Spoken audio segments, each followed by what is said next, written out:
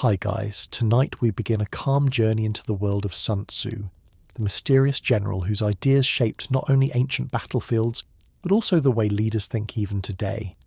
His book, The Art of War, written more than 2,000 years ago, remains one of the most studied works on strategy. But behind the timeless wisdom lies the story of a man, his world, and the quiet brilliance that allowed him to see patterns others missed. In this opening part, we will slowly step into ancient China, into the lands and traditions that shaped his mind, and begin to trace the path of the strategist who became a legend. But before we begin, for those who enjoy slow, thoughtful stories about legendary figures, hit like, subscribe, and share in the comments which personality or historical figure you'd like me to cover next. And tell me, where are you watching from? I'm always curious to see the different places my viewers are from. The world of Sun Tzu was not one of peace. He lived during the late spring and autumn period, a time when China was divided into many rival states, each vying for dominance, each led by kings and dukes who sought both glory and survival. Borders shifted like sand, alliances were made and broken, and entire armies marched to secure fields of grain or rivers that could feed cities.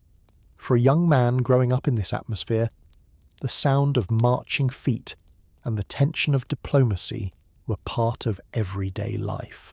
Unlike the still image of a philosopher sitting in quiet reflection, Sun Tzu's genius was forged in an environment where survival itself was a strategy. The land itself reflected the struggle. Rivers cut across valleys, providing lifelines for agriculture but also natural barriers for defense.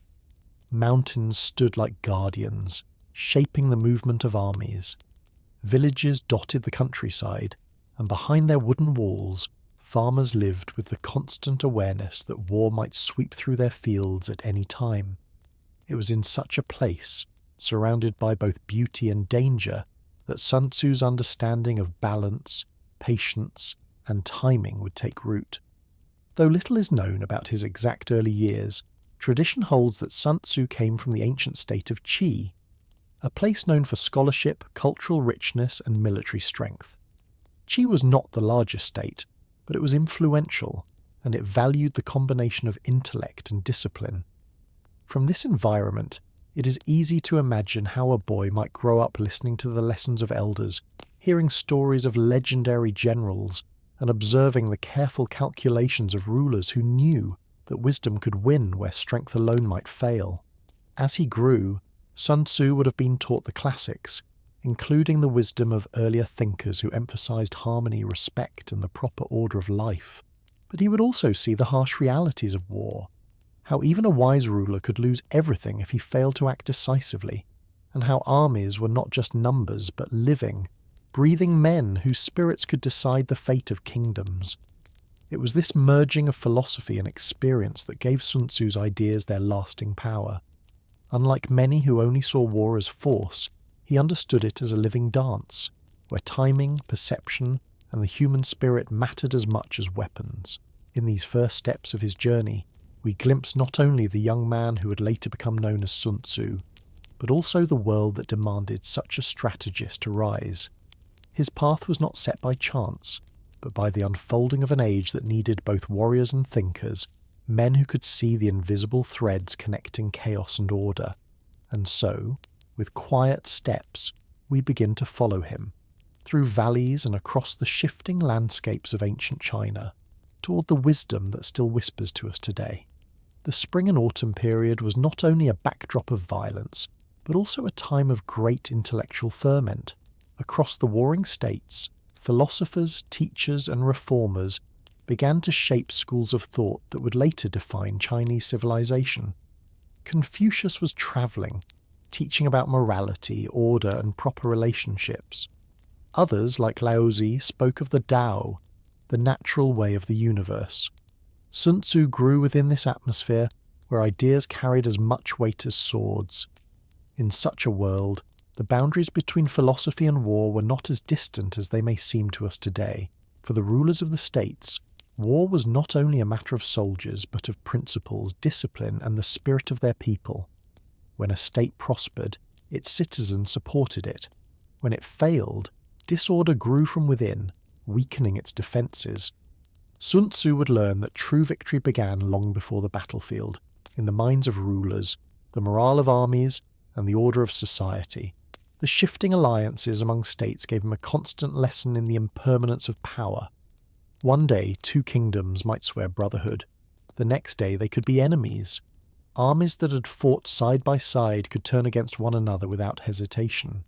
Observing this, Sun Tzu came to understand that adaptability was the most powerful trait.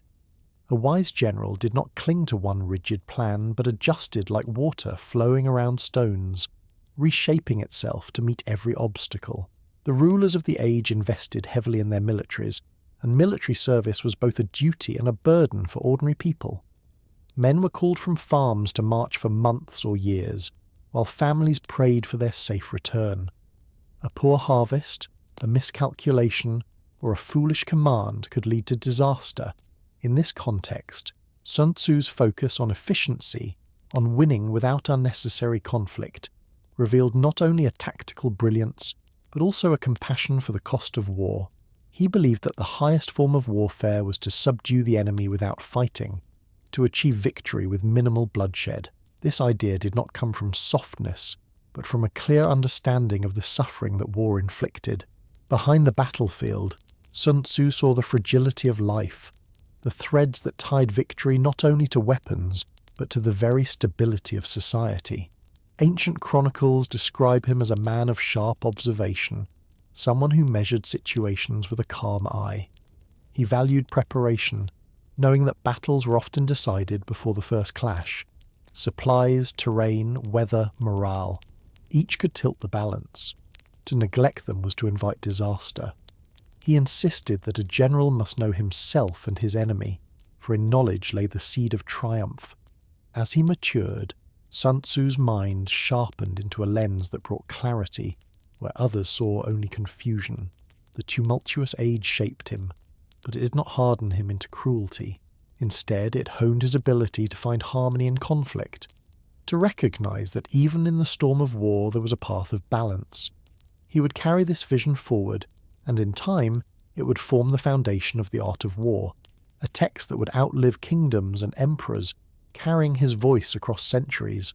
As Sun Tzu's reputation grew, he eventually found his way into the service of the state of Wu, a rising power among the many competing kingdoms of the age.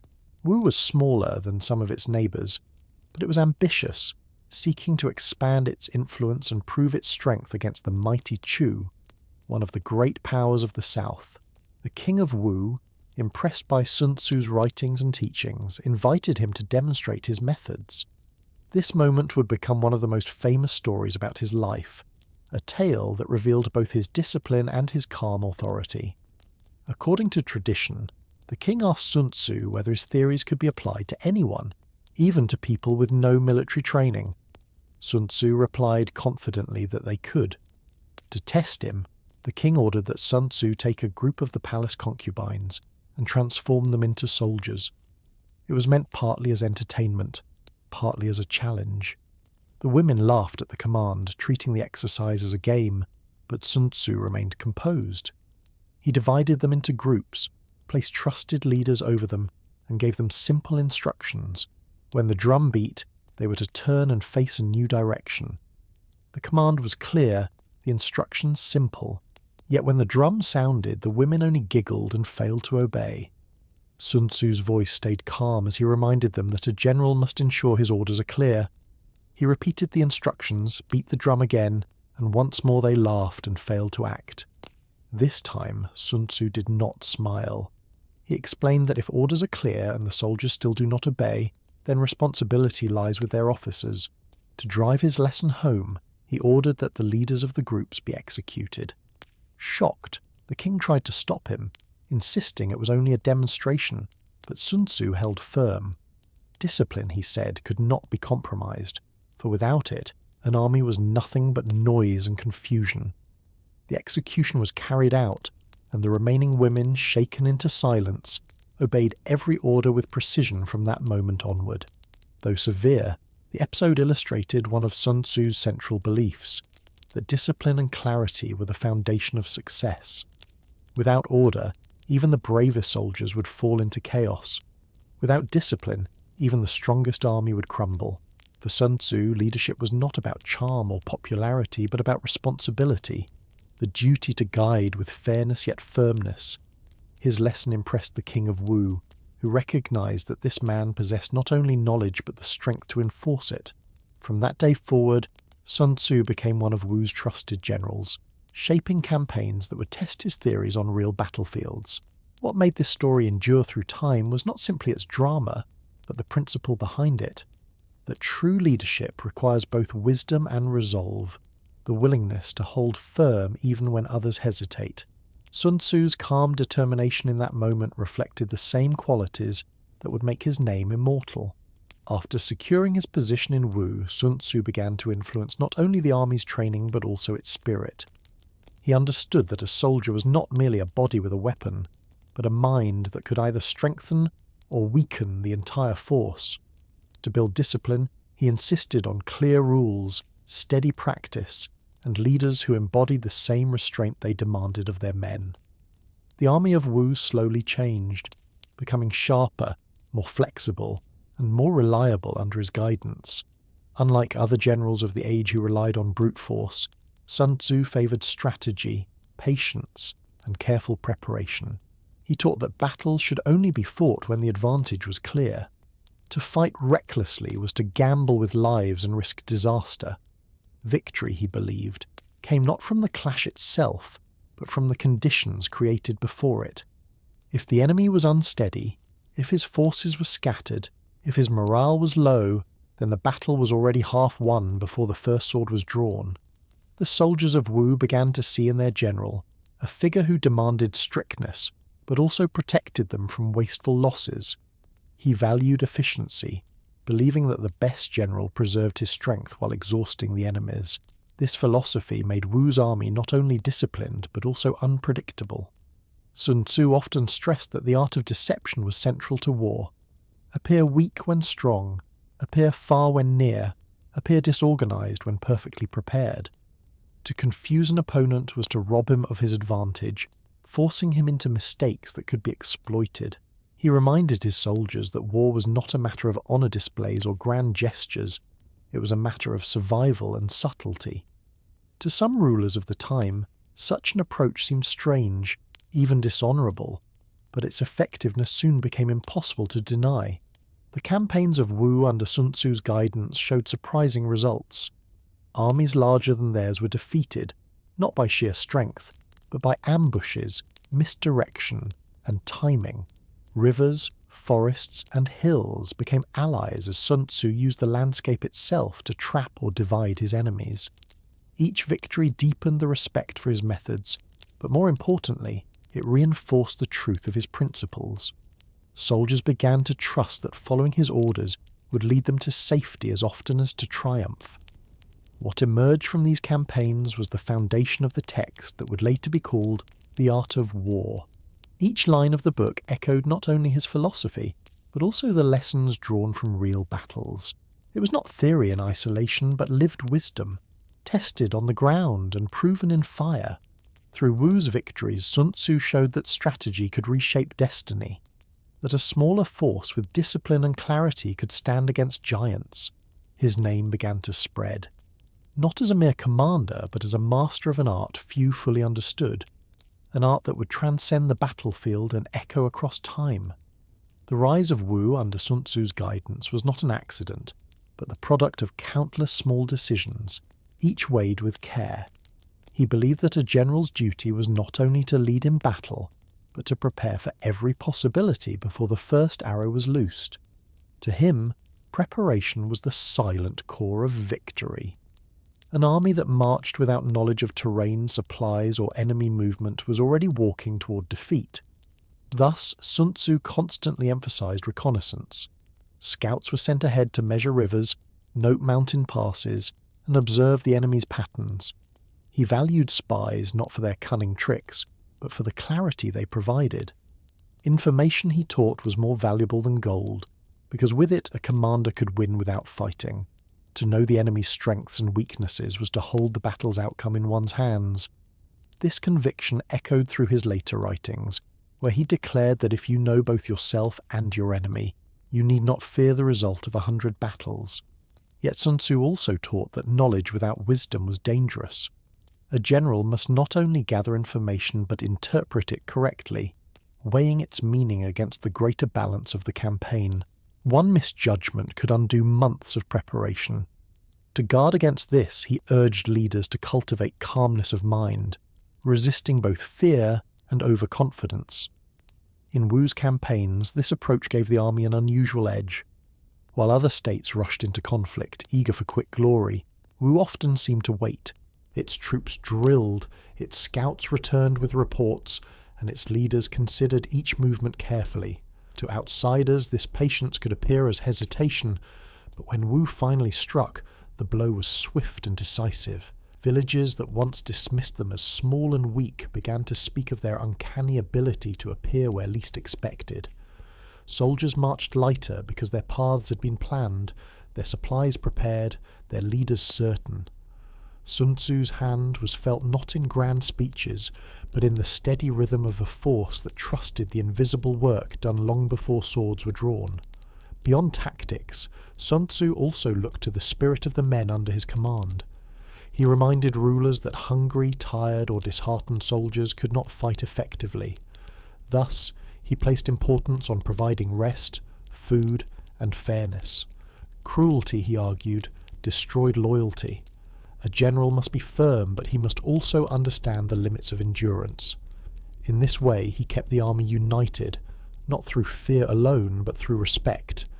The success of Wu was therefore a reflection not of one man's brilliance alone, but of the system he created, where clarity, patience, and discipline formed the pillars of strength. In time, these lessons would become chapters, and those chapters would become the art of war, a text that condensed not just strategies, but the deep belief that victory lies in preparation, in foresight, and in the mind of the commander long before the battlefield is even reached. Among the principles Sun Tzu valued most was the idea that war should be won with minimal cost.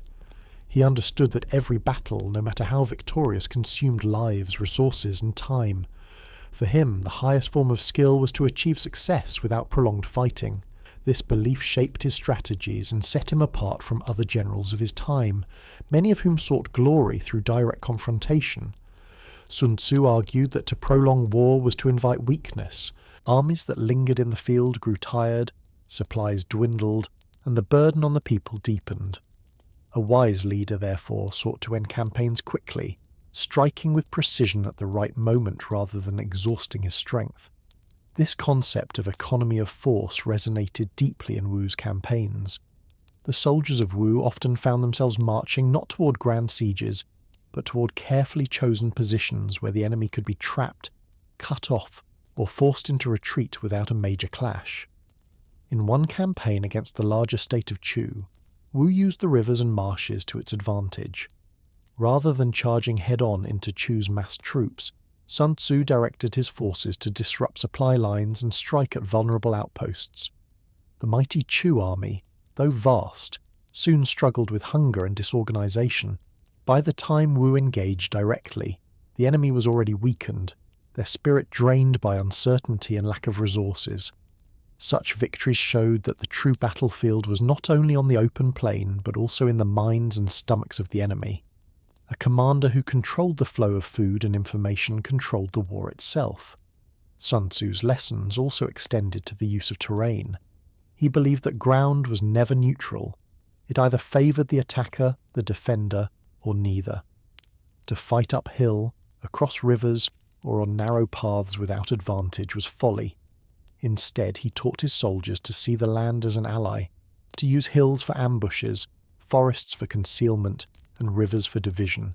The landscape of China, with its wide plains, dense bamboo groves, and winding waterways, provided endless opportunities for creativity. Under Sun Tzu's guidance, Wu's army learned to move like water, adjusting its form to whatever lay before it. This idea, that flexibility was strength, became one of his central teachings.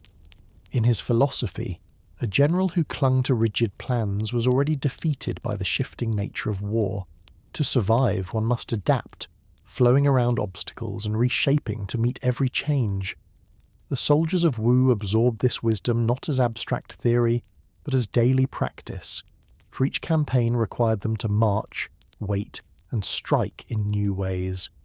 Over time, the small state earned a reputation far greater than its size, a reputation for cunning, speed, and decisiveness. Behind this reputation was Sun Tzu's enduring belief that true strategy was not about reckless courage, but about harmony, between leader and soldier, between plan and opportunity, between war and the preservation of peace to come. Sun Tzu's philosophy was not built only on victory in battle, but on an understanding of human nature. He observed that soldiers, like all people, were driven by fear, hope, hunger, and pride. To lead effectively, a general had to recognize these forces and shape them rather than ignore them.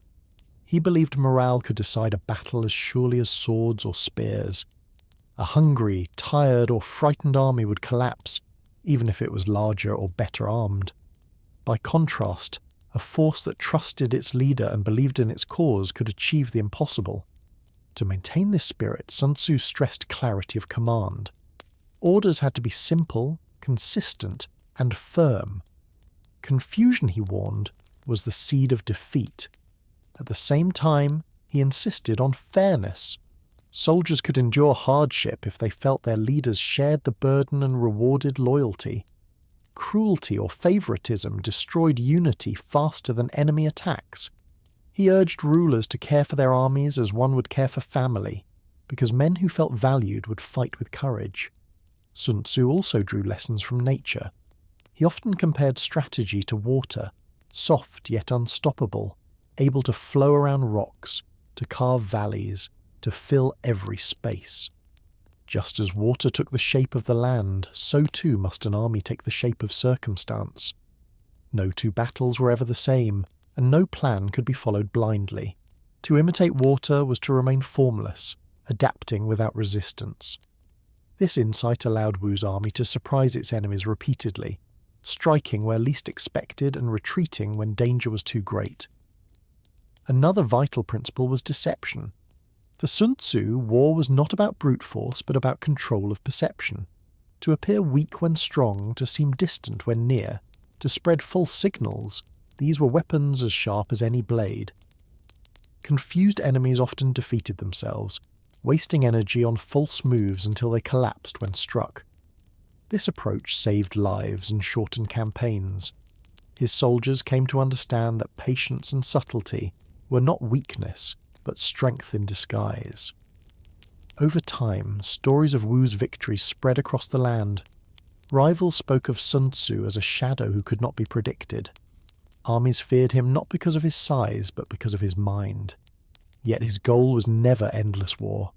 His writings remind us that the truest victory is to win without battle, to secure peace through preparation and wisdom. This ideal revealed a man who sought not glory in destruction, but harmony restored after conflict. Through discipline, adaptation, and foresight, Sun Tzu offered a vision of war that was also a vision of survival and order in a fractured world. One of Sun Tzu's most enduring contributions to strategy was his emphasis on the unseen elements of war. Weapons and armour were visible, but what truly decided outcomes was often hidden: intelligence, timing, and the will of both armies. He believed that battles could be won long before the clash, through preparation and subtle manipulation. For this reason, he placed extraordinary importance on the role of spies. In his view, information was the lifeblood of strategy, more valuable than any weapon. He described 5 types of spies: local, inward, converted, doomed, and surviving. Each played a role in feeding a commander the truth, or illusions, about the enemy. Local spies used their knowledge of terrain and society. Inward spies offered secrets from within the enemy's ranks. Converted spies were enemy agents turned to one's own use. Doomed spies spread false information, drawing the enemy into traps. Surviving spies returned to tell what they had seen. Together, these networks created a web of insight that allowed a commander to act with certainty where others could only guess. Wu's success under Sun Tzu was shaped by this reliance on intelligence. Rather than marching blindly into danger, his forces often knew in advance where supplies were kept, which commanders were careless, and which soldiers were weary. With such knowledge, battles could be shaped before they began, minimizing risk and maximizing advantage.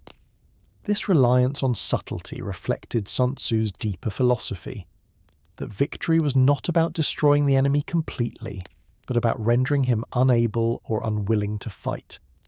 By weakening alliances, disrupting supplies, and spreading confusion, a commander could achieve success without prolonged bloodshed. To him, the greatest general was the one who conquered with the fewest losses. This principle also extended to the treatment of territory and people. Sun Tzu warned that burning crops, wasting resources, or brutalizing civilians would only sow rebellion and resistance. A wise conqueror protected the land and its people, so that peace could return swiftly after conflict. In this way, he saw war not as endless chaos but as a path back to order. His vision was practical yet humane, reflecting both the harsh realities of his age and his desire to limit suffering wherever possible. Soldiers who fought under his command learned that their struggles had purpose, that their efforts were guided by a leader who valued their lives as much as their victories. This trust bound the army together, giving it a strength greater than numbers. Over time, Sun Tzu's ideas began to transcend his own age. They were remembered not only as tactics for generals, but as wisdom for rulers, diplomats, and thinkers. The lessons of patience, deception, and foresight spoke to the deeper truth that conflict, whether on the battlefield or in the courts of kings, was always a matter of balance, perception, and timing. And in the shifting world of ancient China, these lessons became a compass that pointed toward survival, stability, and the possibility of peace born from wisdom. As Sun Tzu's campaigns with Wu continued, his reputation spread beyond the borders of his own state. Rival kingdoms, hearing of Wu's victories against stronger foes, began to study the methods behind its unexpected rise. Many wondered how a smaller, less wealthy state could challenge giants like Chu and still endure. The answer lay not in numbers but in discipline and the calm clarity of Sun Tzu's leadership. He believed that the strongest armies were those that moved as a single body, each soldier aware of his role, each officer mindful of the whole. To achieve this unity, Sun Tzu emphasized training. Drills were repeated until actions became second nature. Soldiers learned to move silently, to obey signals without hesitation, and to trust one another in the chaos of battle. What others might call rigid, Sun Tzu saw as freedom. Freedom from confusion, freedom from fear, because every man knew what to do. He also taught that the heart of an army was its commander. If the leader wavered, the troops would falter. If the leader was calm, the troops would stand firm. Thus, a general's mind had to remain steady like a mountain, unshaken by the noise of war. At the same time, Sun Tzu warned against arrogance. He argued that even the greatest leader could be undone by pride. To underestimate the enemy was to invite disaster. For this reason, he urged his commanders to study opponents with care, to look for strengths as well as weaknesses. Respect for the enemy, he taught, was not admiration but prudence, a shield against careless mistakes. In one campaign, Wu faced a coalition of states that hoped to crush its growing power. Sun Tzu counseled patience, advising against meeting the enemy in open ground where their numbers would overwhelm. Instead, Wu used the rivers and marshes to divide the coalition, striking each part separately before the larger force could unite. By the time the coalition realized what had happened, it was too late.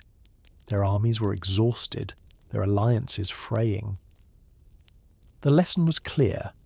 A battle avoided was sometimes more valuable than a battle won. This restraint became one of Sun Tzu's hallmarks. Unlike many generals who sought fame through dramatic victories, he sought stability through balance.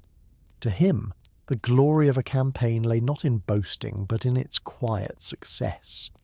a state that survived, prospered, and restored order, had achieved more than one that burned brightly in conquest only to collapse later.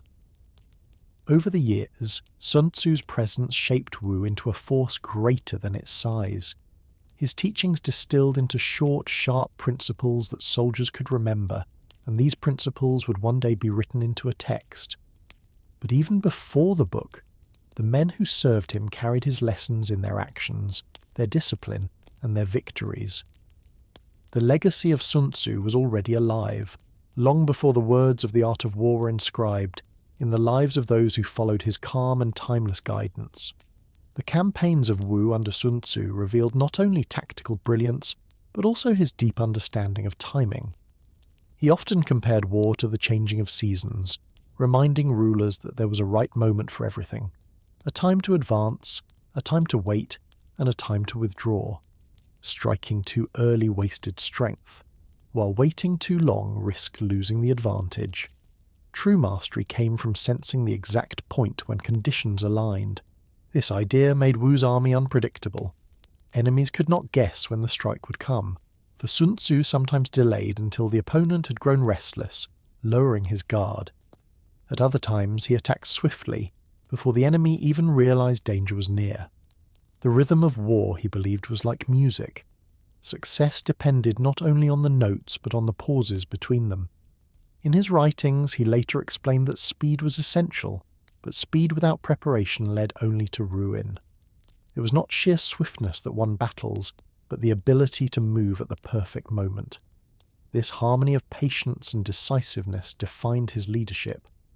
Another lesson he stressed was the importance of unity between ruler and general.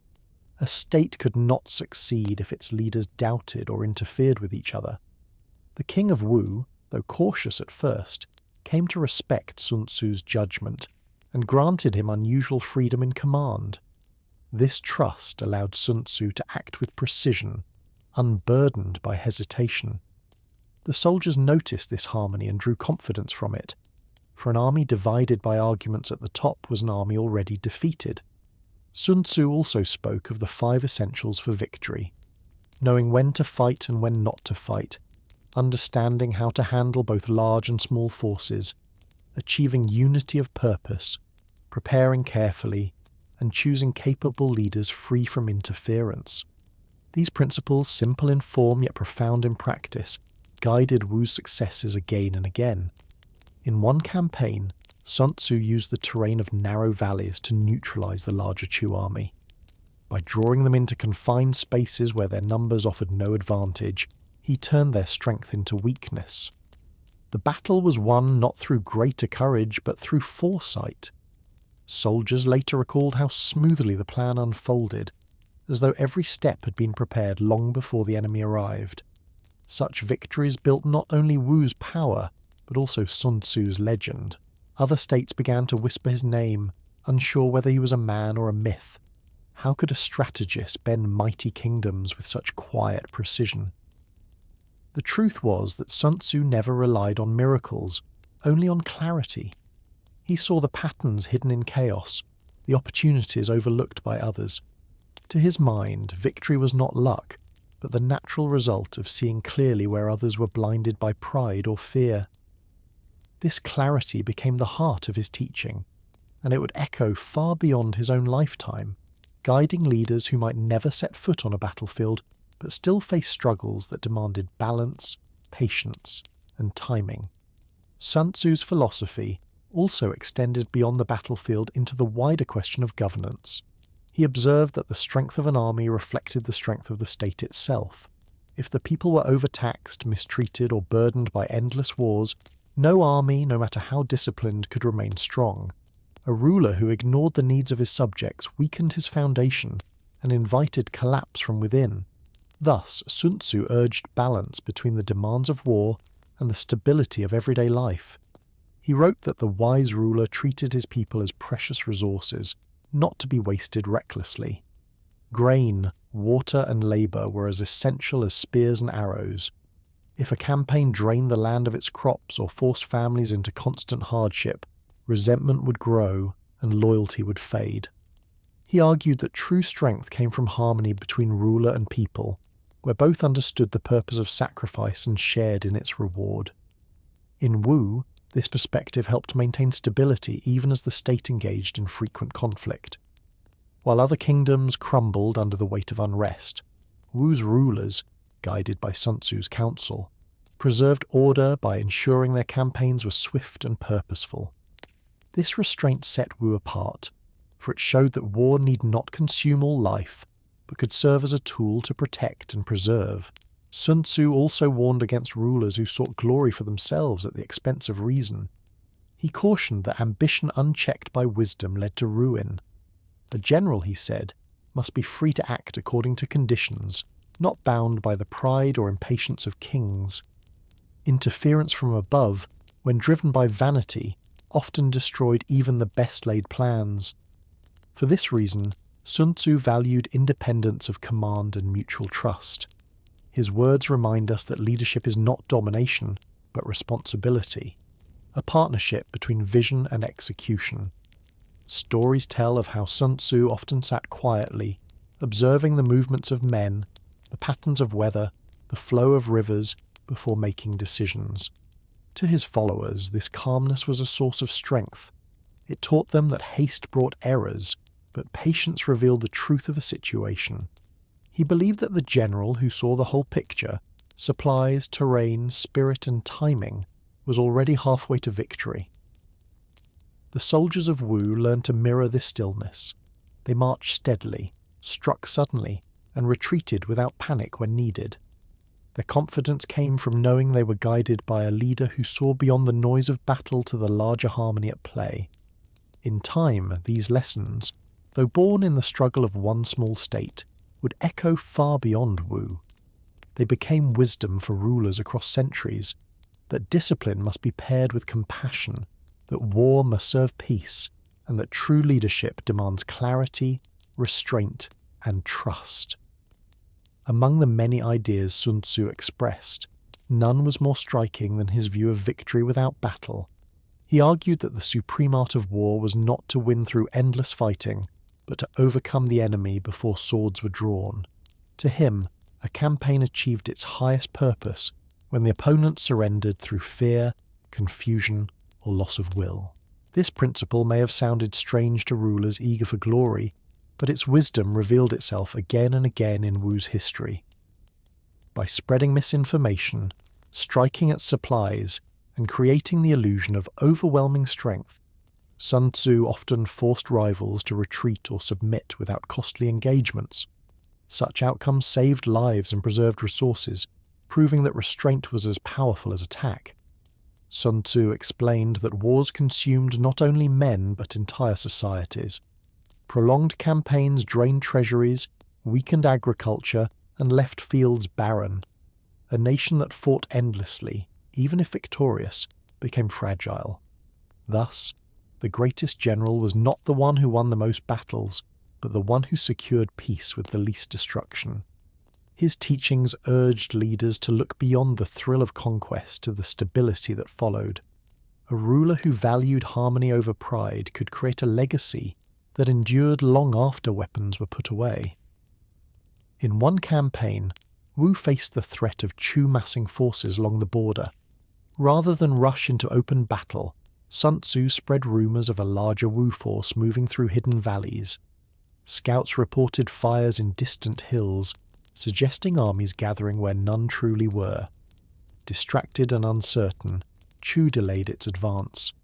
Meanwhile, Wu struck at smaller targets, weakening Chu's resolve until the great army dispersed without a decisive clash. The victory was quiet, but its effect was lasting. Sun Tzu's vision also extended to sieges. He warned that besieging cities should be a last resort, for it destroyed wealth, people, and morale. Better to isolate a city, cut its supplies, and make surrender inevitable than to waste years battering walls.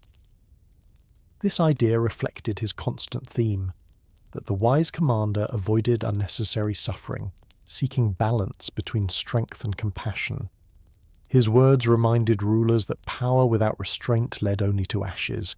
Soldiers who served under him came to respect this approach.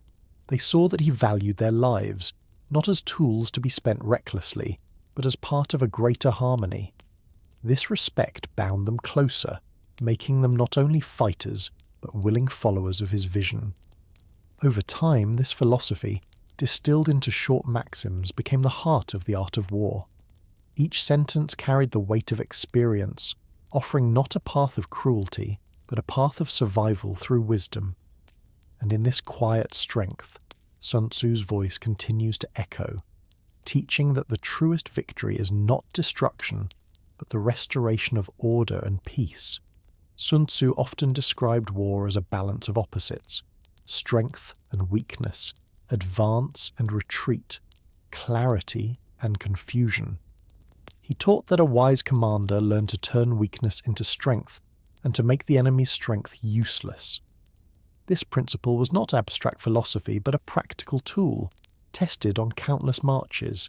For example, he explained that an army appearing weak could lure an enemy into reckless pursuit, only to find itself trapped. Likewise, a force that appeared scattered could suddenly unite with devastating impact. These paradoxes unsettled opponents, for they could never be certain whether what they saw was real or a carefully shaped illusion. This mastery of perception became one of Wu's greatest advantages. Sun Tzu also warned that overconfidence was the enemy of reason. He argued that victory made commanders careless, while defeat could sharpen their awareness. Thus, he reminded rulers to treat both triumph and loss with equal caution. A wise leader, he wrote, prepared for danger even in safety, for life was always shifting like the wind. This awareness gave Wu resilience, allowing it to withstand setbacks without collapse.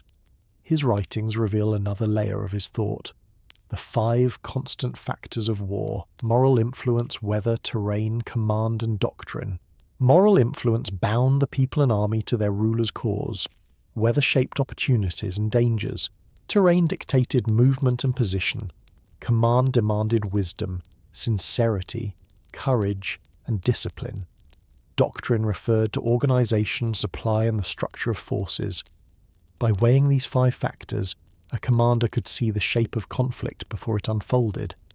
This framework was not meant as rigid calculation, but as guidance for perception. Sun Tzu believed that clarity arose from examining all elements together, not in isolation. He urged leaders to observe carefully, to recognize patterns hidden in complexity. In doing so, they could act with confidence where others hesitated. One story tells of how Wu's army, facing a superior force, chose to retreat into difficult terrain. The enemy, believing victory near, pursued recklessly. Yet the ground, with its narrow paths and steep slopes, turned against them.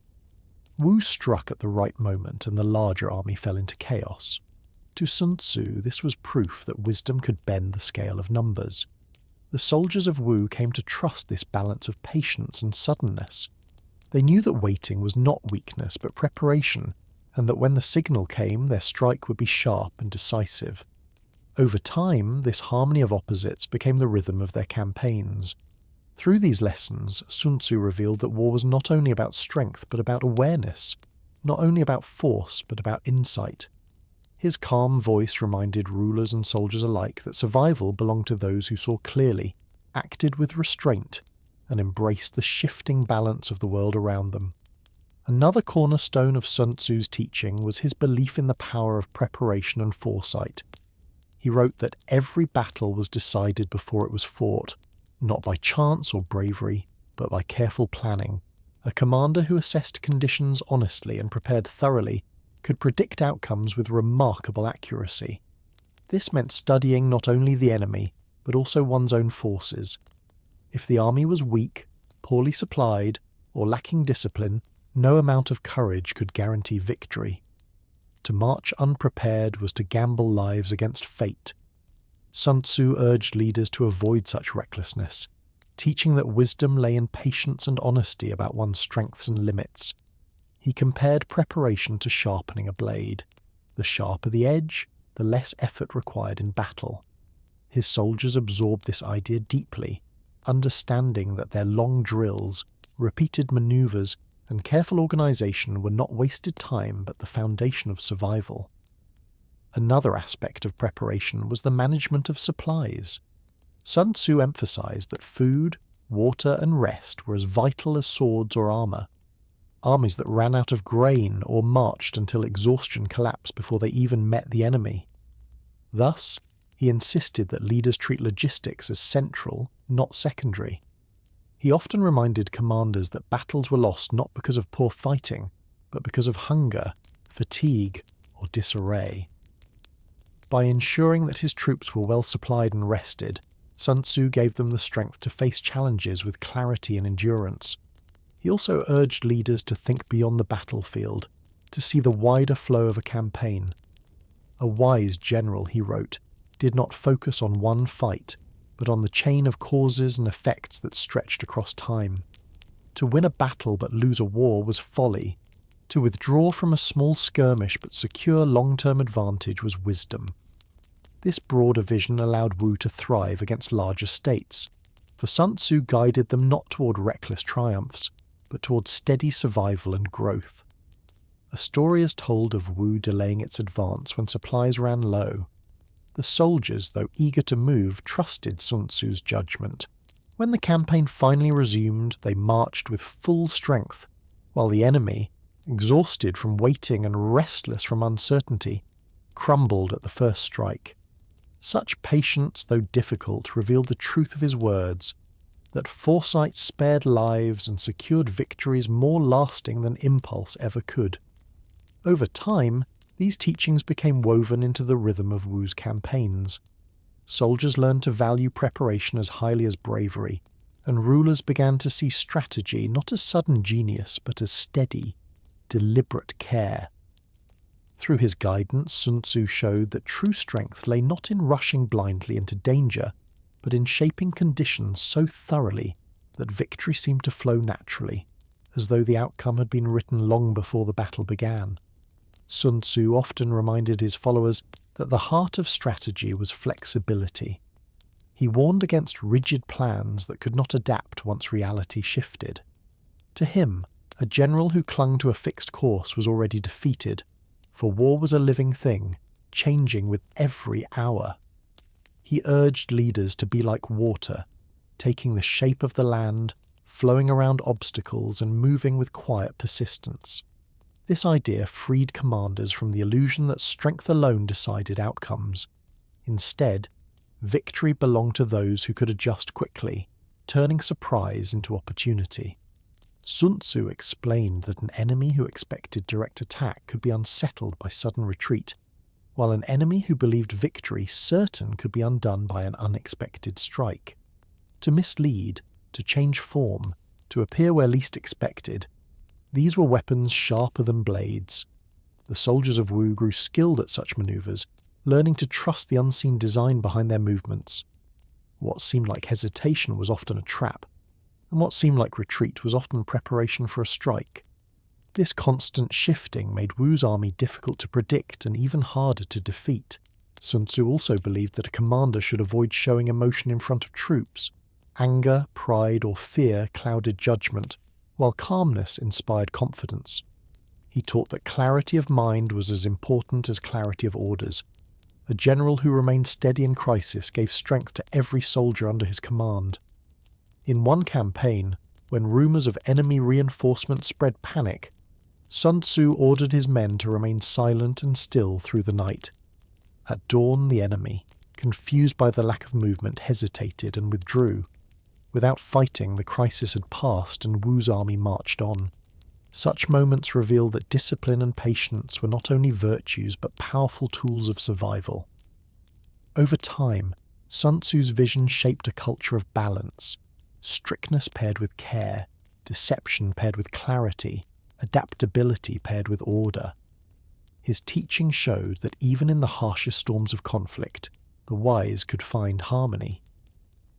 To his soldiers, this harmony meant hope, that their lives were not thrown recklessly into danger but guided by foresight.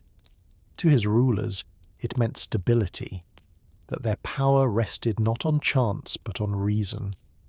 And to the generations that followed, it meant wisdom eternal, that in every struggle, whether of war or peace, the path to victory lies in flexibility, patience, and clear perception. One of the most practical lessons Sun Tzu shared was the importance of choosing ground wisely. He believed that terrain was not just a backdrop for battle, but a force that could decide outcomes before the first arrow flew. He categorized ground into different types: open, difficult, narrow, steep, or dangerous, and explained how each demanded a unique response. To fight on unfavorable ground was to fight both the enemy and the earth itself. A wise commander, therefore, made the land his ally. He placed troops on high ground where they could see clearly, avoided valleys where ambushes might lurk, and used rivers to divide and weaken enemy forces. This attention to detail turned nature into a silent partner in Wu's campaigns. Sun Tzu also reminded leaders that the environment shaped the spirit of their men. Soldiers who marched on empty stomachs or through harsh conditions too long lost their strength before the battle even began.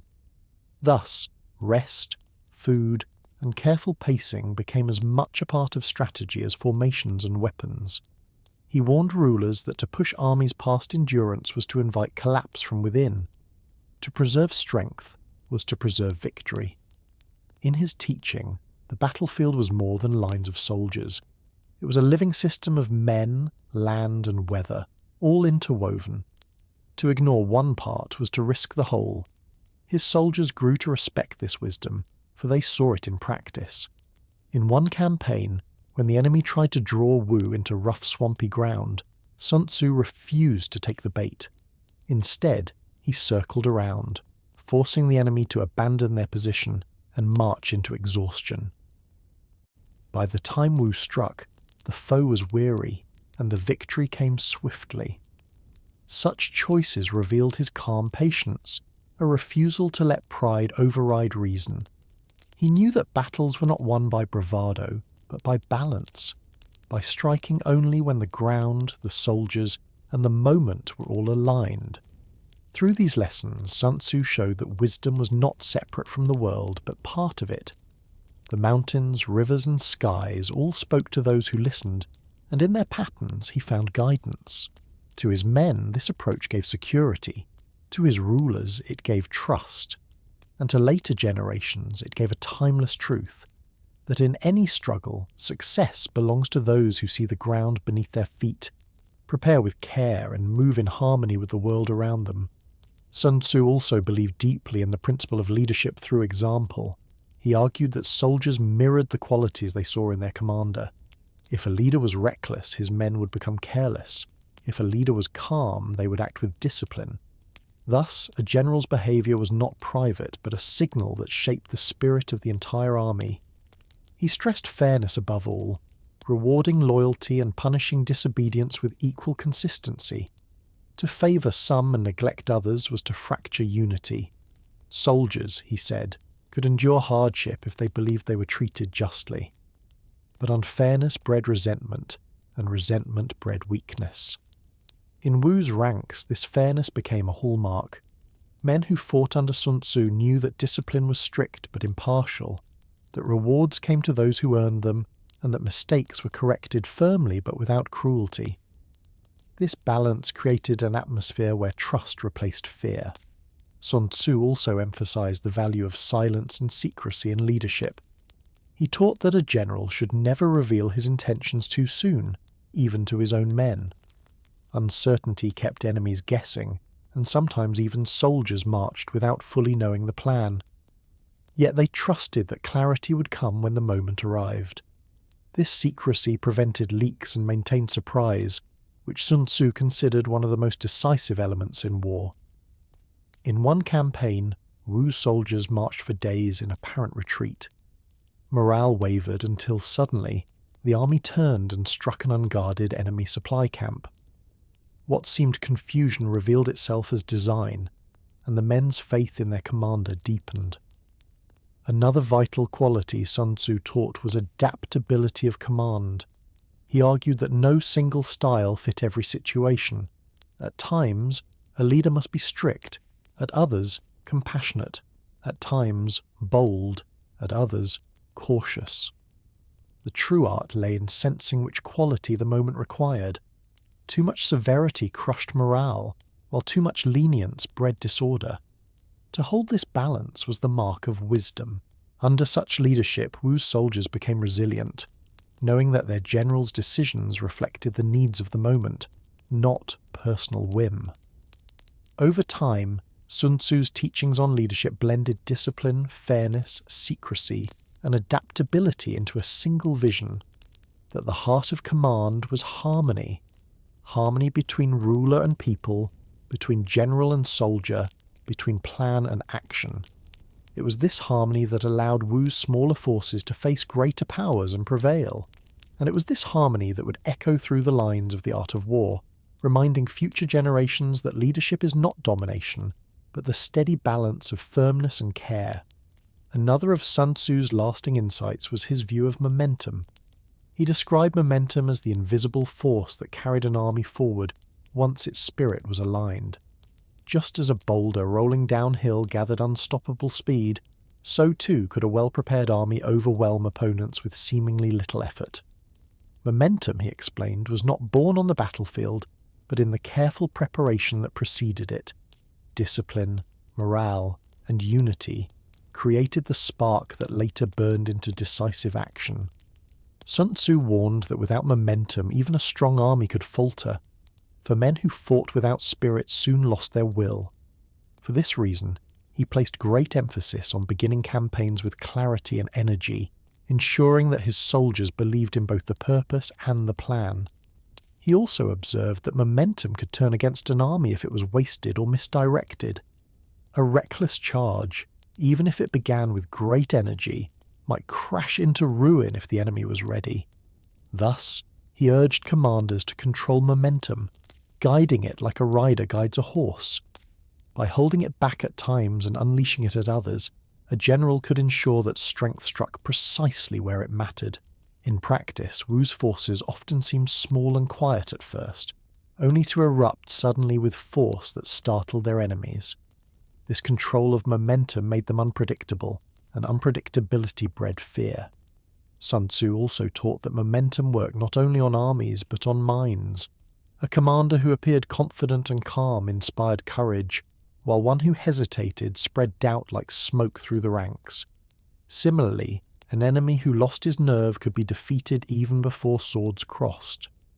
To Sun Tzu, the true battlefield lay as much in the spirit as in the ground itself. One campaign told of Wu facing an enemy with superior numbers. Instead of engaging immediately, Sun Tzu allowed his men to rest, eat, and prepare quietly while the enemy stood in the heat, growing impatient. When the strike finally came, Wu's soldiers surged forward with fresh energy, while the weary foe collapsed under the weight of its own fatigue. Momentum had shifted, and the battle ended swiftly. Through lessons like these, Sun Tzu revealed that war was not constant struggle, but the careful release of energy at the right time. His wisdom showed that strength was not in constant motion, but in the harmony of stillness and sudden action. For his soldiers, this teaching became a rhythm: patience, preparation, and then decisive movement. For future generations, it became a timeless reminder that in all struggles, military, political, or personal, victory often belongs to those who know how to build momentum quietly, then unleash it with precision when the moment is right. Sun Tzu also paid close attention to the psychology of conflict. He believed that battles were shaped as much by the mind as by the sword. Fear, doubt, overconfidence, and confusion could weaken even the strongest army, while clarity and calm could strengthen even the smallest. For this reason, he urged commanders to use the enemy's mind against him, by spreading uncertainty, by luring him into false confidence, or by forcing him into hasty decisions. Victory could be achieved without heavy fighting. He taught that when the enemy was secure, you must make him feel vulnerable. When he was cautious, you must tempt him into recklessness. When he was united, you must sow division. These methods did not require endless resources, only awareness and creativity. In one campaign, Wu lit fires across hills at night, giving the illusion of many encampments. The enemy, believing a massive army surrounded them, hesitated and retreated, even though Wu's forces were far smaller. Such deception saved lives and demonstrated how perception could outweigh numbers. Sun Tzu explained that the wise commander attacked not only the body of an army but its spirit. If soldiers doubted their leaders, if they feared their fate, or if they questioned their cause, their strength would vanish before the first clash. For this reason, he stressed the importance of moral influence, the bond between people, ruler, and army. When this bond was strong, men could endure hardship.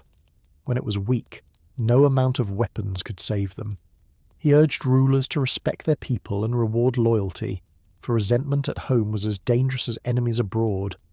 He also warned generals against letting anger or pride shape decisions. To pursue an enemy out of rage, or to fight simply to prove strength, was to fall into traps. Calmness, he argued, was the greatest shield, for it allowed a leader to see what emotion would hide. Soldiers who observed Sun Tzu's composure in tense moments drew strength from it, realizing that their leader was never blinded by fury or fear. Over time, these lessons built Wu's reputation as a force that fought with the mind as much as with the sword. Rivals began to fear not only Wu's soldiers, but its ability to appear, vanish, and strike with uncanny precision. What they did not see was the philosophy behind it, the belief that every battle was first a battle of thoughts, that to shape the enemy's perception was to shape the outcome itself.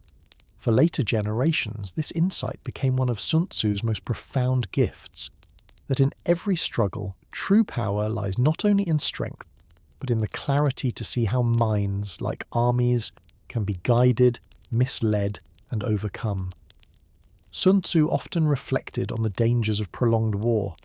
He warned that even victorious armies could wither if campaigns dragged on too long. Supplies would dwindle, fields would lie fallow, and the people at home would grow weary. The cost of endless conflict, he explained, was far greater than the loss of a single battle, for it weakened the very foundation of a state. Thus he advised that war should be swift, decisive, and purposeful. To fight without clear aim was to waste lives and treasure. A wise ruler, he wrote, measured the cost before committing his people to arms. Once engaged, the goal was not endless fighting, but a return to peace on stronger terms. This perspective distinguished him from other commanders who sought fame through conquest. Sun Tzu sought balance, not glory. He argued that the best victory was the one that restored harmony quickly and with minimal destruction.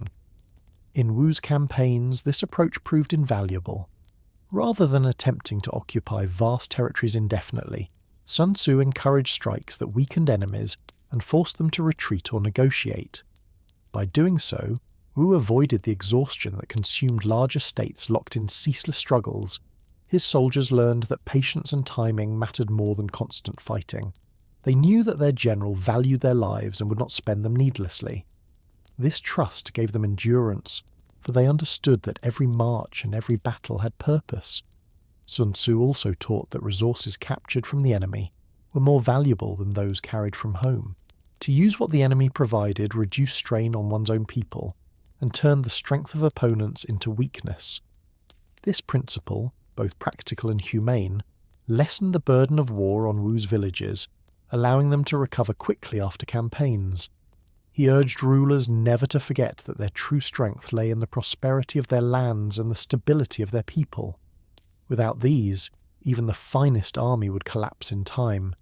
His teachings reminded leaders that war was not an end in itself, but a means to secure peace. Soldiers, rulers, and common people alike could endure hardship if they believed it served a clear purpose and would not be endless. Through this vision, Sun Tzu revealed himself not only as a strategist of war, but as a guardian of stability, one who saw beyond the clash of armies to the survival of society. And in this balance, his voice carried a timeless truth, that strength is measured not by the battles won, but by the peace preserved afterward. Sun Tzu's wisdom also extended to the careful use of alliances. He understood that no state, however strong, could exist in isolation during the turbulent spring and autumn era. Allies provided soldiers, supplies, and strategic depth. Yet they also brought risk. A careless alliance could entangle a kingdom in conflicts not its own, or invite betrayal when fortune shifted. For this reason, Sun Tzu urged rulers to weigh alliances not by promises spoken, but by the balance of interests. He taught that trust between states was fragile unless supported by mutual need. When that balance disappeared, so too would loyalty. Wu's survival among greater powers was often shaped by this awareness. Sun Tzu counselled restraint in making agreements, encouraging leaders to see beyond short-term advantage. Better to have a few reliable friends than many uncertain ones. He warned that a state that tied itself to every neighbour often found itself trapped by obligations it could not fulfill. Instead, he preferred to use diplomacy as he used tactics, with subtlety, patience, and foresight. His writing suggests that alliances could serve as tools of deception as well as strength.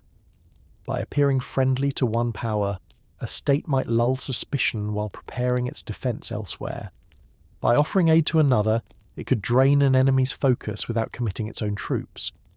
Yet Sun Tzu also recognised that betrayal was a constant risk. He advised generals to prepare as though allies might falter at any time, ensuring that their army could stand even if left alone. In this he revealed his deeper philosophy. Dependence was weakness, but cooperation, when managed carefully, could multiply strength. One story tells of Wu negotiating with smaller states threatened by Chu. By offering protection and trade rather than domination, Wu won support that allowed its armies to move more freely. These alliances, born of balance rather than force, endured longer than those built on fear. Sun Tzu believed such harmony was possible only when rulers respected the needs of others as well as their own. For him, diplomacy was not separate from war, but another battlefield, quieter yet no less decisive. His soldiers may not have seen these negotiations directly, but they felt the results in secure supply lines, safe borders, and opportunities created by careful statecraft. Over time, his approach shaped a vision of power that was broader than armies alone. It showed that wisdom in leadership required not only skill in combat, but also patience in peace, and that the truest strength of a state lay in its ability to balance war with diplomacy, caution with courage, and independence with cooperation. Sun Tzu often turned his attention to the nature of deception, which he considered one of the most effective tools in a commander's hands. He believed that to mislead an enemy was to fight half the battle before it even began. If the enemy believed you were far when you were near, weak when you were strong, or disorganized when you were disciplined, he would act on false assumptions and fall into traps of his own making. This philosophy went beyond tricks. It was about shaping perception until reality itself became an ally. Wu's campaigns demonstrated this repeatedly. At times, Sun Tzu ordered camps built larger than necessary, with many fires lit to give the illusion of a vast army. At other times, he ordered silence and darkness, so that enemies marched forward recklessly, unaware of Wu's hidden strength. These tactics saved lives and shortened wars, for often the enemy defeated himself before a single sword was raised.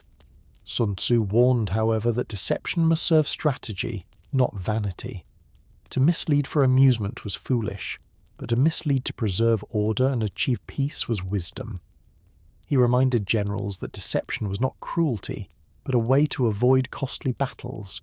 Better to win through confusion than through endless bloodshed. He also taught that the art of deception required self-control. A general must hide not only his plans, but also his emotions. Anger, pride, or despair could betray intentions more quickly than words. Thus, Sun Tzu counselled calmness as a shield, to remain steady when insulted, patient when challenged, and silent when provoked, kept the enemy uncertain and unbalanced. This calmness, paired with subtle misdirection, created victories that seemed effortless. One story tells of Wu drawing an enemy into a narrow valley by pretending to retreat. Believing Wu broken, the enemy rushed forward, only to find themselves trapped as hidden forces closed in from both sides. The victory was swift, achieved more by misperception than by force. Soldiers who lived through such moments came to respect deception, not as trickery but as strategy in its purest form. For Sun Tzu, deception was simply another path to harmony. The harmony of securing peace with the fewest losses.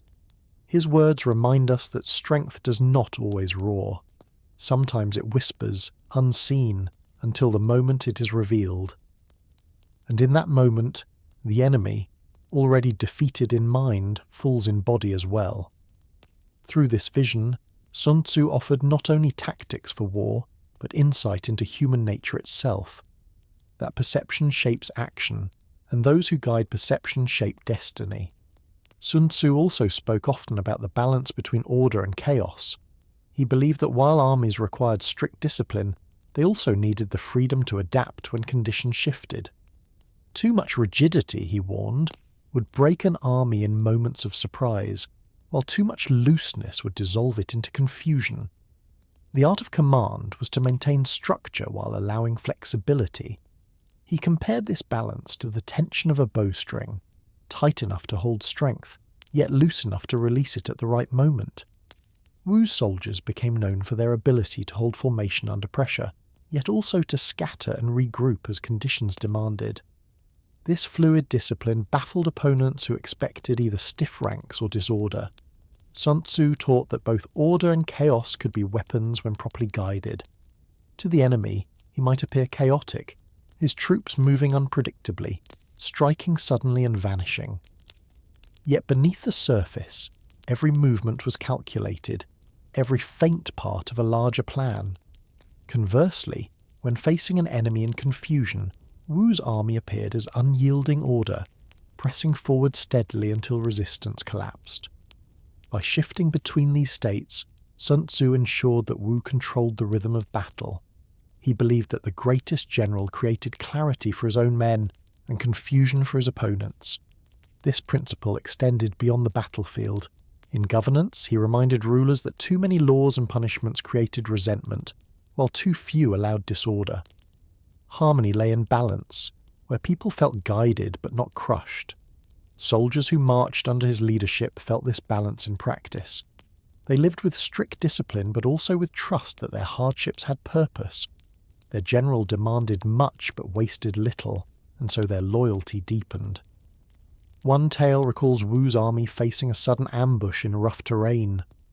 Where most forces would panic, Sun Tzu's troops shifted calmly into new formations, responding as though the chaos had been expected. The enemy, believing their trap had failed, lost confidence and retreated.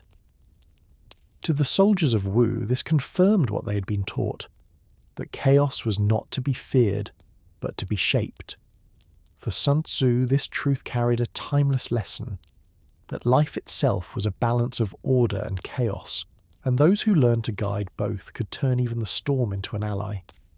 His teachings remind us still that clarity and adaptability walk hand in hand, and that the leader who embraces both creates harmony where others see only confusion. Sun Tzu's philosophy also embraced the use of speed as a decisive element of war.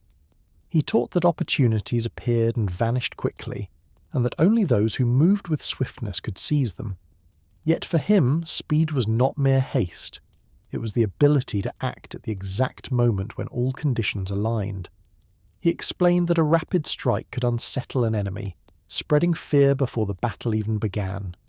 Soldiers caught unprepared often collapsed without resistance, their spirit broken by surprise.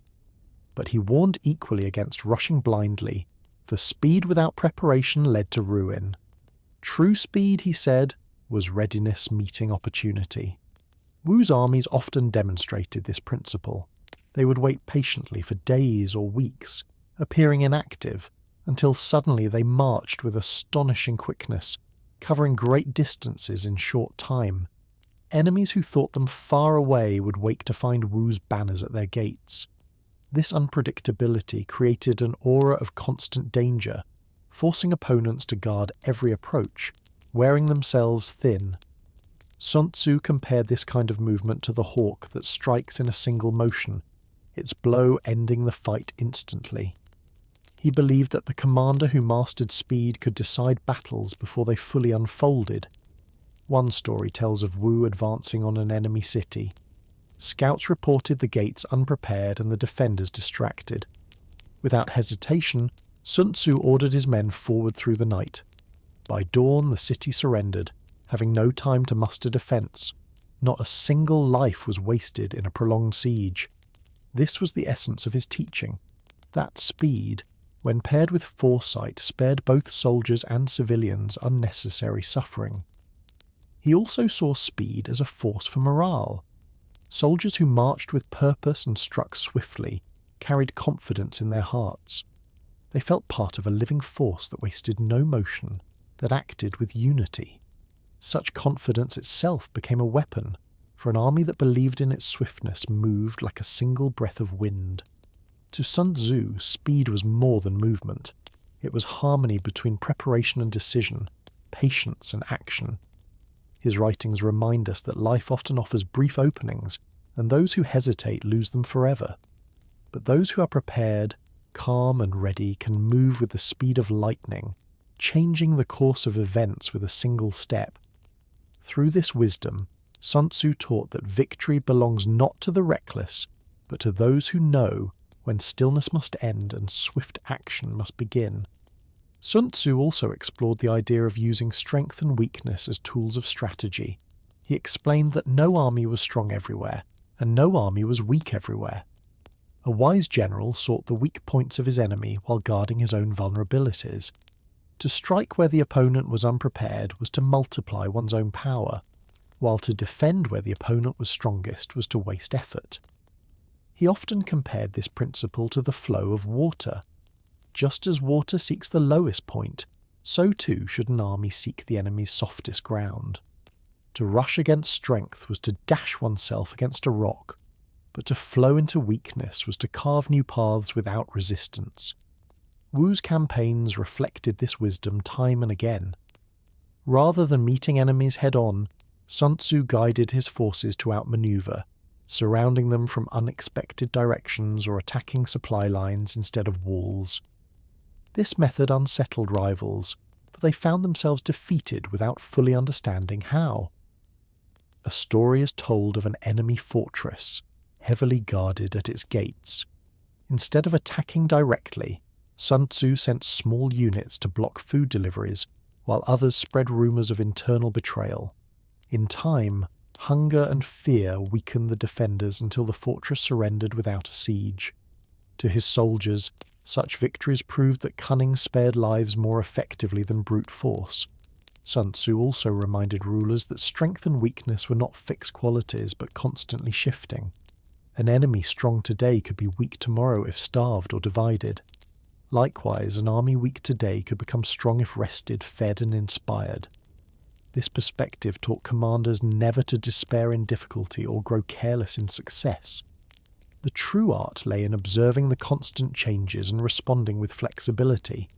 He wrote that war was a dance of contrasts, where one side's weakness created the other's strength, and where careful timing transformed disadvantages into opportunities. Soldiers trained under him learned to see beyond appearances. They knew that an army looking powerful might already be exhausted, while one appearing small might be ready to strike. This awareness kept them cautious yet confident, steady in both danger and calm. For Sun Tzu, the lesson was timeless. Power is not absolute but relative, and the wise leader shapes the balance between strength and weakness, like a craftsman shaping wood. His words remind us that survival and victory do not belong to the largest or loudest, but to those who recognize where force will break and where it will flow. In this balance lies the essence of strategy, a truth as enduring as the rivers and mountains themselves. Sun Tzu's teachings also explored the role of harmony within the army itself. He believed that soldiers were not simply tools of war, but living men whose hearts and minds determined the outcome of every campaign. Discipline was essential, but discipline without spirit was fragile. To create harmony, a general needed to balance strict order with genuine care. He wrote that a leader must treat his troops as beloved children, while also demanding of them the obedience one expects from family. If soldiers felt valued, they would follow their commander through hardship without hesitation. Wu's success owed much to this principle. Sun Tzu ensured that his men were fed, rested, and rewarded fairly. He avoided reckless campaigns that wasted lives, and when victory came, he reminded rulers to honor the contributions of even the humblest soldier. Over time, this fairness built loyalty stronger than fear could ever achieve. Men under his command came to believe that their struggles had purpose, and that their general carried responsibility for their well-being as much as for their victories. He also stressed the importance of communication within the army. Orders had to be simple and clear, leaving no room for doubt in the chaos of battle. Confusion, he warned, was as deadly as arrows. For this reason, signals, drums, and banners were carefully coordinated, so that soldiers could act as one even amid dust and noise. This unity of action created a rhythm of movement that enemies often mistook for magic, when in truth it was the product of preparation and harmony. Another of his insights was that harmony extended beyond the army to the state itself. A ruler who burdened the people with endless taxes or neglected their needs weakened the very foundation of war. Sun Tzu urged kings to see their people as the roots of strength. If the people prospered, the army could be sustained. If the people suffered, no victories could endure. In this way, his wisdom linked the battlefield to the household, reminding leaders that war and peace were not separate but intertwined.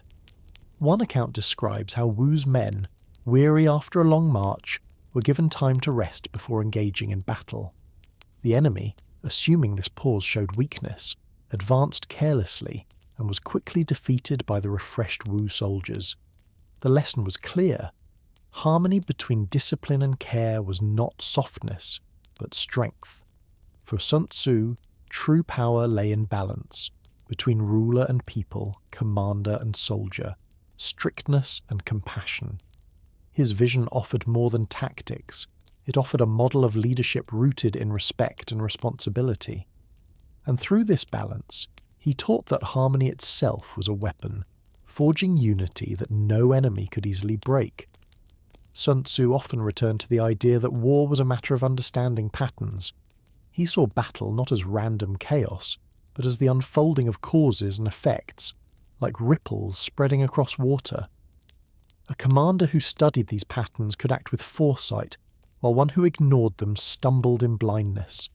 He taught that victory came from recognizing what was hidden as well as what was visible.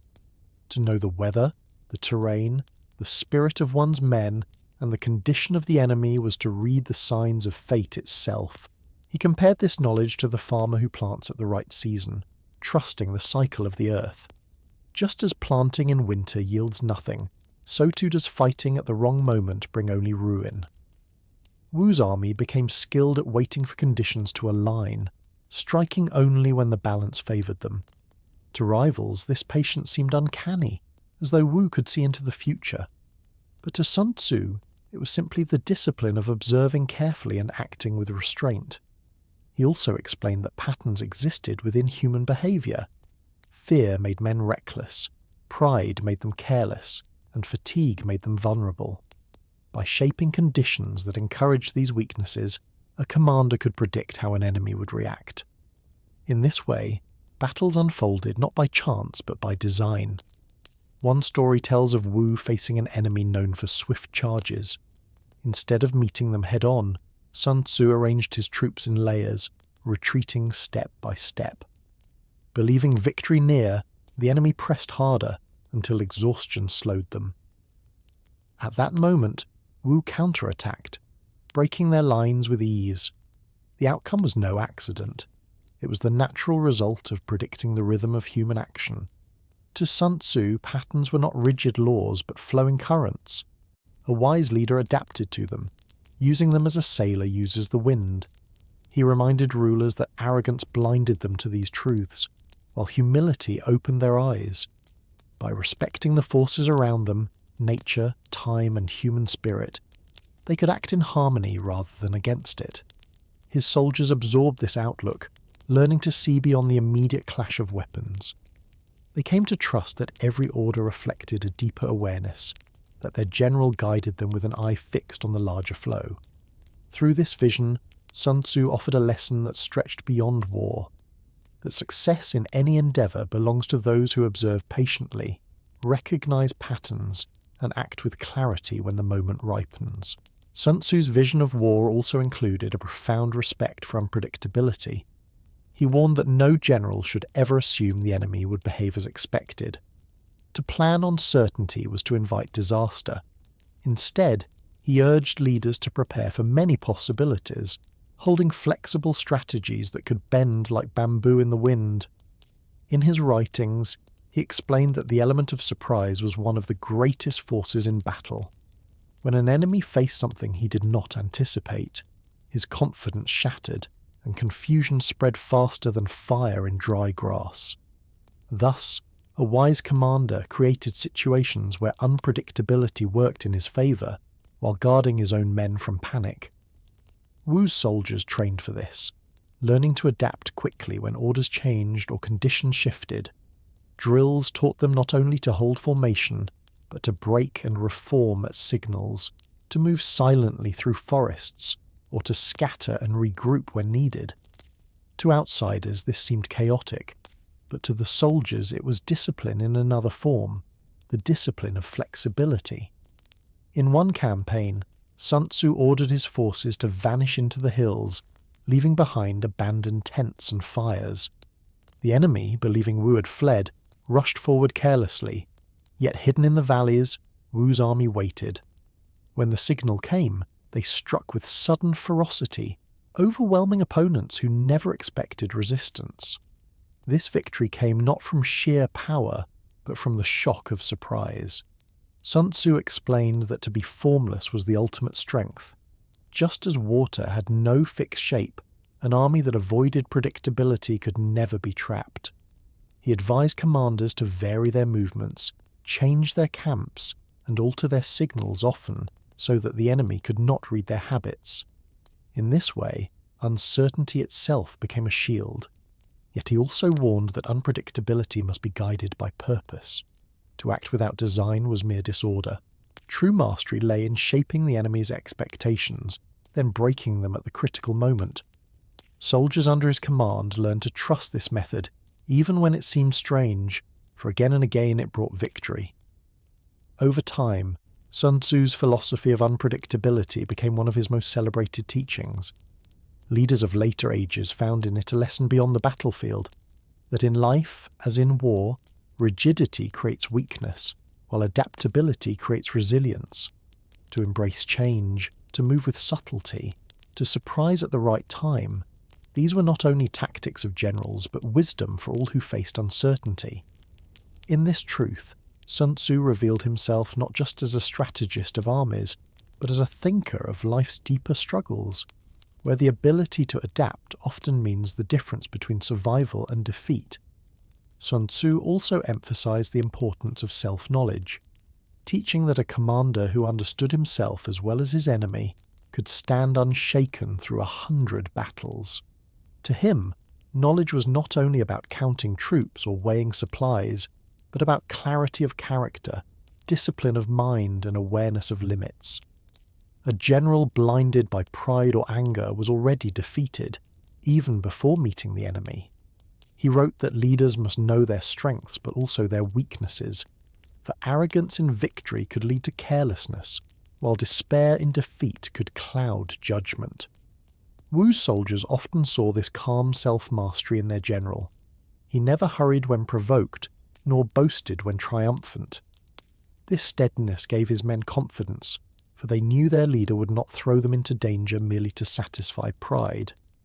His restraint, paired with precision, became a shield stronger than armour. Sun Tzu also extended this lesson to rulers, warning that a king who did not know himself could doom his state. Greed, fear, or impatience at the top filtered down into the lives of soldiers and peasants alike. For this reason, he urged rulers to reflect inwardly, to balance ambition with humility, and to place the survival of the state above personal glory. He argued that lasting power came not from domination, but from harmony, both within and without. One campaign illustrates this principle. Facing an enemy eager for open battle, Sun Tzu advised restraint. The king of Wu, impatient, pressed for immediate action. Sun Tzu calmly explained that the army was not yet positioned, supplies not yet secure, and the ground unfavourable. His patience prevailed, and when Wu finally struck, victory came swiftly with minimal loss. The king, humbled, acknowledged that wisdom lay in knowing when not to fight as much as in knowing how to fight. To Sun Tzu, this balance of self-awareness and strategy was the essence of leadership. Soldiers could follow a leader who admitted limits, but still acted decisively when the time came. They could not follow one who disguised weakness with empty bravado. Over generations, this teaching resonated far beyond the battlefield. Scholars, rulers, and thinkers found in his words a timeless reminder that the greatest strength is clarity, and the greatest weakness is blindness to one's own heart. Through this perspective, Sun Tzu's voice rose above war itself, offering guidance on how to live with wisdom, humility, and foresight. His lessons endure because they speak not only of battles fought with swords, but of struggles faced within the human spirit. As Sun Tzu's life drew into legend, his teachings began to outlive the age of warring states that had first shaped them. The art of war was more than a manual for battle. It was a distillation of wisdom about balance, clarity, and foresight. Generals studied it to win campaigns, but rulers, scholars, and even merchants later found meaning in its pages, applying its principles to diplomacy, governance, and daily life. The timelessness of his work lay in its universality. He spoke not only of swords and spears, but of human nature itself. He reminded readers that conflict in any form was a matter of preparation, perception, and harmony. His words carried a calm certainty that those who observed patiently, adapted wisely, and acted decisively could overcome challenges far greater than themselves. Over centuries, his texts travelled across dynasties, carried into new cultures, studied by emperors, monks, and officials who sought order in times of uncertainty. It crossed borders and oceans, eventually reaching distant lands where its wisdom was embraced far beyond the soil of China. In each age, readers discovered anew that his insights spoke as clearly to the struggles of governance, trade, and personal life as they did to the clash of armies. For his soldiers, Sun Tzu had been a steady presence, a leader who valued their lives and sought victory without waste. For his state, he had been a strategist who transformed weakness into strength. For later generations, he became a symbol of clarity amid chaos, of discipline tempered with compassion, of foresight paired with patience. His legend grew not through grand monuments or conquest carved into stone, but through the quiet endurance of his words. Even now, centuries later, the voice of Sun Tzu whispers across time, reminding us that the highest form of strength is wisdom, that true victory lies in balance, and that peace is the ultimate goal of all conflict. His legacy is not confined to the past, but continues to guide those who face struggles in every walk of life. The man who once led a small army in a fractured land left behind a vision that belongs to all ages, a vision that shows us how to face uncertainty with calm, how to act with clarity, and how to seek harmony even in the midst of struggle. And so, the story of Sun Tzu does not end with the closing of his book or the passing of his time. It continues wherever his words are read, his lessons remembered, and his wisdom lived.